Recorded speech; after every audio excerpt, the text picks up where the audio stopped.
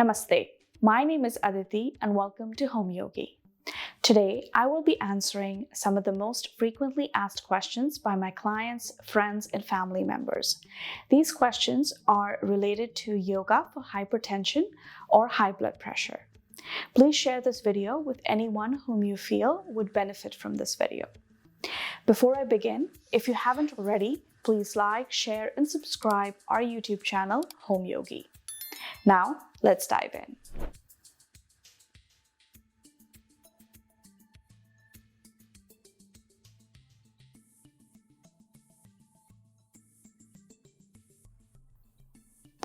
Question number 1.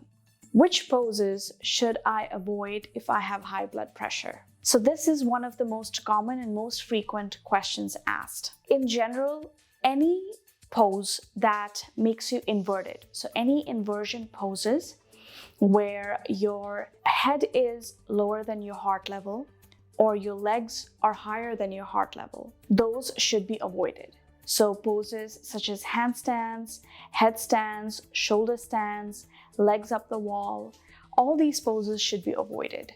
Because in these poses, your legs and your torso are elevated to the maximum and your head is far below from your heart level.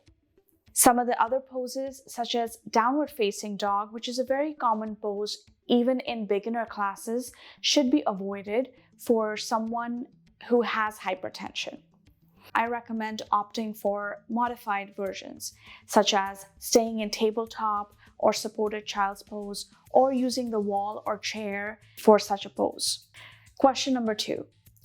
Which poses are good for someone with hypertension? So any poses that are not making you inverted, so any gentle and calming poses, more so restorative poses, are really good for anyone with hypertension. Some seated positions, such as bound angle pose, hero pose, seated forward fold pose, or seated wide angled forward fold, are very good for you. Some mild inversions can also be added with daily practice. For example, instead of doing a traditional bridge pose where the head again is lower than the heart level, try a supported bridge pose where you place a block or a bolster under your sacrum and continue with a supported bridge pose, which will relieve that pressure and it won't be that intense for anyone with a high blood pressure. Question number 3. Which pranayama to do and not to do if you have high blood pressure? So any slow and deep pranayama or breathing technique is good for anyone with high blood pressure. So some of the examples are Ujjayi breathing or yogic breath, Anulom Vilom, Nadi Shodhana, which is alternate nostril breathing, Shitali, which is more of a cooling pranayama. All of these kinds of slow and deep pranayama are very good because they help regulate the blood pressure, help regulate the body temperature, and help calm the nervous system. I have a step-by-step guide for all of these pranayama on our channel, and I will link the video in our description for you to follow along. Some of the pranayama that you want to stay away if you have hypertension are any kind of breathing techniques that might increase your heart rate. For example, Kapalbhati. Such a pranayama should be avoided if you have hypertension. As always, any asana practice or pranayama practice should be done under the supervision of a yoga teacher.